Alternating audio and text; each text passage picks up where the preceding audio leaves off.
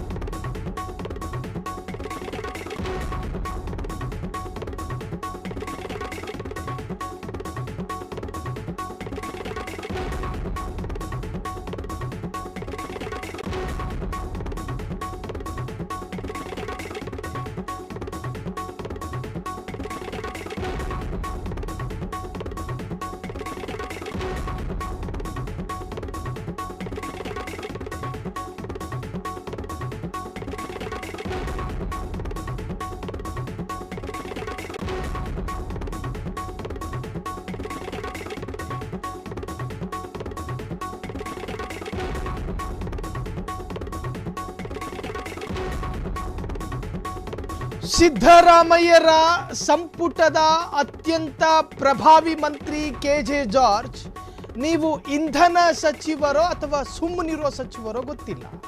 ನಿಮ್ಮ ಮೂಗಿನ ನೇರಕ್ಕೆ ಭ್ರಷ್ಟಾಚಾರದ ಕೊಂಪೆಯಾಗಿ ಮಾರ್ಪಟ್ಟಿದೆ ರಾಜ್ಯ. ಜಾರ್ಜ್ ಸಾಹೇಬ್ರೆ, ನೀವು ಬೆಂಗಳೂರಿನಲ್ಲಿದ್ದೀರೋ, ಮಂಗಳೂರಿನಲ್ಲಿದ್ದೀರೋ ಅಥವಾ ಇಂಧನ ಇಳಿಸ್ತಾ ಇದ್ದೀರೋ ಗೊತ್ತಿಲ್ಲ.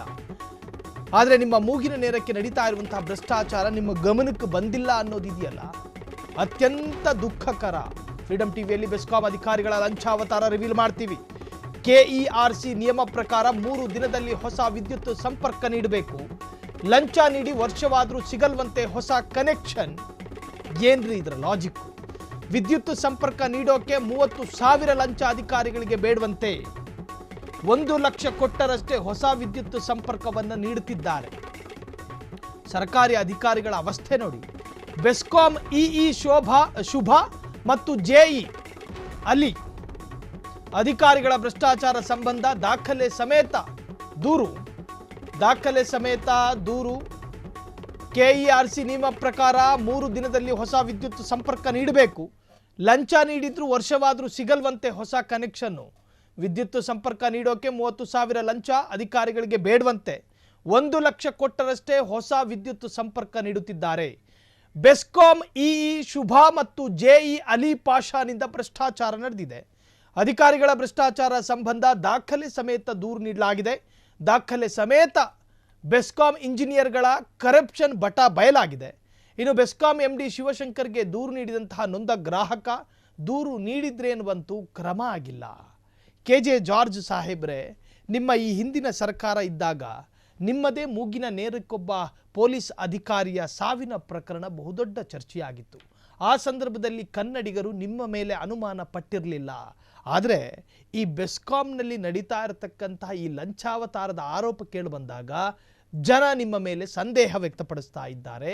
ನಿಮ್ಮ ಮೂಗಿನ ನೇರಕ್ಕೂ ಇಷ್ಟು ಲಂಚಾವತಾರಗಳಾಗ್ತಾ ಇದ್ರೂ ಕೂಡ ನೀವು ಇದರ ಬಗ್ಗೆ ಗಮನ ಹರಿಸೋದಿಲ್ಲ ಅನ್ನೋದಾದರೆ ಲಂಚ ಲಂಚ ಲಂಚ ಲಂಚ ಇದರ ಮೂಲ ನೀವಾ ಎನ್ನುವಂಥ ಪ್ರಶ್ನಾರ್ಥಕ ಚಿಹ್ನೆಯನ್ನು ಇಟ್ಟು ಜನ ಚರ್ಚೆ ಮಾಡುವ ಪರಿಸ್ಥಿತಿ ಎದುರಾಗಿದೆ. ಸಂಬಂಧಪಟ್ಟಂಥ ಇಲಾಖೆ, ಸಂಬಂಧಪಟ್ಟಂಥ ಅಧಿಕಾರಿಗಳು ಎಚ್ಚೆತ್ತು ಈ ಬಗ್ಗೆ ತನಿಖೆ ನಡೆಸಬೇಕು ಎನ್ನುವಂತಹದ್ದೇ ಫ್ರೀಡಂ ಟಿವಿಯ ಆಶಯ. ಈ ಬಗ್ಗೆ ನೊಂದ ಗ್ರಾಹಕ ಮಾತನಾಡಿದ್ದಾರೆ. ಏನು ಮಾತನಾಡಿದ್ದಾರೆ ಕೇಳಿಸ್ಕೊಳ್ಳಿ. ಏನಾಯಿತು ಅಂತ ಸರ್, ನಮಗೆ ಮೀಟ್ರ್ ಹಾಕ್ಸ್ಕೊಡ್ತೀನಿ ಅಂತೇಳಿ ಒಂದು 8 ತಿಂಗಳಿಂದ ಸತಾಯಿಸ್ಕೊಂಡ್ಬಿಡ್ತಾಯಿದ್ದಾರೆ. ಅಲಿ ಪಾಷಾ ಮತ್ತು ಅವರು ಅಂತ ಒಬ್ಬರು ಶುಭ ಅಂತ ನನ್ನ ಹತ್ರ 30,000 ರೂಪಾಯಿ ಮೀಟ್ರ್ ಕೇಳಿರ್ತಾರೆ, ಟೆಂಪ್ರವರಿ ಮೀಟ್ರಿಗೆ. ಅದರಿಂದ ನಾನು ಕೊಟ್ಟಿರ್ತೀನಿ ಕಾಸು. ನರಸಾಪುರಿಗೆ ಫೋನ್ಪೇ ಬೇಡ, ಗೂಗಲ್ ಪೇ ಬೇಡ ಅಂತ ಹೇಳ್ಬಿಟ್ಟು ನನ್ನ ಹತ್ರ ಕರೆಸ್ಕೊಂಡು ಇವರು ಶುಭ ಅನ್ನೋರು 15,000 ತೊಗೊಂಡಿದ್ದಾರೆ. ಮತ್ತು ಶುಭ ಬಂದು ಹೌದು ಅವರು ಅಂತ ಕರೆಸ್ಬಿಟ್ಟು ನನ್ನ ಹತ್ರ ದುಡ್ಡು ಇಸ್ಕೊಂಡಿರ್ತಾರೆ. ಇಸ್ಕೊಂಡಾದ್ಮೇಲೆ 8 ತಿಂಗಳಿಂದ ಮೀಟ್ರ್ ಹಾಕಿರಲ್ಲ. ನನಗೆ ಫೋನ್ ಮಾಡಿದ್ರೂ ಫೋನ್ಗೂ ಸಿಗ್ತಾಯಿದ್ದಿಲ್ಲ. ನಾನು ಸರ್ ಸುಟ್ಟೂರಲ್ಲಿದ್ದೀನಿ ಮತ್ತು ನರಸಾಪುರ ಚಾರ್ಜ್ ಇದ್ದೀನಿ, ನಾನು ಮಾಡಿಸ್ಕೊಡ್ತೀನಿ ಅಂತ ಇಡ್ತಾರೆ. ನೋಡಿದ್ರೆ ಇವ್ರು ಏನು ಮಾಡ್ತಾರೆ, ಎಲ್ಲ ಕಡೆ ಎಲ್ಲಿ ಹೊಲ ಇದೆಯಲ್ಲ ಅಲ್ಲೆಲ್ಲ ಟೆಂಪ್ರವರಿ ಟಿ ಸಿಗಳು ಇರುತ್ತೆ, ಅಲ್ಲೆಲ್ಲ ಕದ್ದಿ ಇವರು ಟಿ ಸಿಗಳು ಬೇರೆಯವರ ಸಂಬಂಧಪಟ್ಟ ಜಾಗದಲ್ಲಿ ಗೋಡನಲ್ಲಿ ಇಡಲ್ಲ, ಬೆಸ್ಕಾಂ ಗೋಡನ್ಗೆ ಇವರು ಇಡಲ್ಲ. ಅದನ್ನು ತೊಗೊಂಡೋಗಿ ಬೇರೆ ಕಡೆ ಇಟ್ಟು KGF ಬಾಬು ಅವ್ರ ತಮ್ಮಂದು ಒಂದು ಅಂಗಡಿ ಇರುತ್ತೆ, ಗುಜರಿ ಅಂಗಡಿಯಲ್ಲಿ ಇವರು ಸೇಲ್ ಮಾಡ್ತಾರೆ. ಹಳೆ ಟಿ ಸಿಗಳು ಆ JCB ಕ್ರೈನ್ ಮುಖಾಂತರ ತರ್ತ್ಕೊಂಡು ನೈಟ್ ಆ್ಯಂಡ್ ನೈಟಲ್ಲಿ ತಂದು ಟ್ಯಾಕ್ಟ್ರುಗಳಲ್ಲಿ ತಂದು ಇಟ್ಕೊಂಡು ನೆನ್ನೆ ಇಲ್ಲ ಮೊನ್ನೆ ವಿಜಿಲೆನ್ಸಿಗೆ ಕಂಪ್ಲೇಂಟ್ ಮಾಡಿ ನಾನೇ ಹೋಗಿ ರೈಡು ಮಾಡಿಸಿದ್ದೀನಿ. ವಿಜಿಲೆನ್ಸ್ ಅವರು ತೊಗೊಂಡು ಹೋಗಿದ್ದಾರೆ. ನೋಡಿದ್ರೆ ಆ ಲಿಮಿಟ್ಸಲ್ಲಿ ಇದ್ದವರು ಈ ಒಬ್ಬ ಕೋನ್ ರೆಡ್ಡಿನೋ ಯಾರೋ ರೆಡ್ಡಿ ಅನ್ನೋನ್ನ ಕರೆಸ್ಬಿಟ್ಟು ಕೇಳಿ ಸ್ಟೇಟ್ಮೆಂಟು ತೊಗೊಂಡಿದ್ದಾರೆ. ಆದರೆ ಅವನದೆಲ್ಲ TC ಇದು ಅಲ್ಲಿ ಪಶನೇ ಇಟ್ಟಿರೋದು, ನಮಗೆ ಗೊತ್ತಿಲ್ಲ ಇದು ಅಕ್ರಮ. ಅವನು ಜೈ, ಹೌದು ಸರ್, ಜೈ. ಅವನು ಸುಮಾರು ಇದೇ ತೊಂದರೆ ಸರ್, ಎಲ್ಲ ಕಡೆನೂ ಇದೇ ಥರ ಮಾಡ್ತಾಯಿದ್ದಾನೆ ಸರ್. ಹಾಂ, ಶುಭ ಅನ್ನೋರು ಇಬ್ಬರೂ. ಹೌದು, ಕದ್ದು ಮಾರಾಟನೇ ಮಾಡಿರೋದು ಸರ್. ಅದು ಒಂದು ಹಳೇದು ಇವರು ಟ್ರಾನ್ಸ್ಫಾರ್ಮ್ ತೊಗೊಂಡೋಗಿ ಕೊಟ್ಟರೆ ಅದು 51,000 ರೂಪಾಯಿನೋ ಎಷ್ಟೋ ಇದೆ ಸರ್. ಆ ಥರ ಸುಮಾರು ಒಂದು ನನಗೆ ಗೊತ್ತಿರೋ ಮಟ್ಟಿಗೆ ನನಗೆ ಗಮನ ಬಂದಿದ್ದು ಮೊನ್ನೆ ಒಂದು 10 TCಗಳು ಕೊಟ್ಟಿದ್ದೀನಿ ಸರ್. ಒಂದು 20 ಲಕ್ಷ ರೂಪಾಯಿ ಮಾಲ್ ಸಿಕ್ಕಿದೆ ಸರ್ ಅವ್ರಿಗೆ. ಅವರು ವಿಜಿಲೆನ್ಸ್ ಅವರು ಏನು ಮಾಡಿದ್ದಾರೆ, ಏನು ಸ್ಟೇಟ್ಮೆಂಟ್ ಕೊಟ್ಟಿದ್ದಾರೆ ಇಲ್ಲಿ ಗಂಟ ಗೊತ್ತಾಗ್ತಾಯಿಲ್ಲ. ಅದಕ್ಕೆ MD ಅವ್ರನ್ನ ಭೇಟಿಯಾಗಿ ಇದೇನು ಪರಿಶೀಲನೆ ಮಾಡ್ತೀರಾ, ಇಲ್ಲ ಸಸ್ಪೆಂಡ್ ಮಾಡ್ತೀರಾ, ಇಲ್ಲ ಕಾನೂನು ರೀತಿಯಾಗಿ ಏನು ಮಾಡ್ತೀರಾ ಅಂತ ಕೇಳೋಣ ಅಂತ ನಾವು ಬೆಸ್ಕಾಂ ಅಧಿಕಾರಿಗಳ ಹತ್ರ ಬಂದಿದ್ದೀವಿ ಸರ್. ನಿಮ್ಮ ಹೆಸರು? ನನ್ನ ಹೆಸರು ಮುರಳಿ ಕುಮಾರ್ ಅಂತ.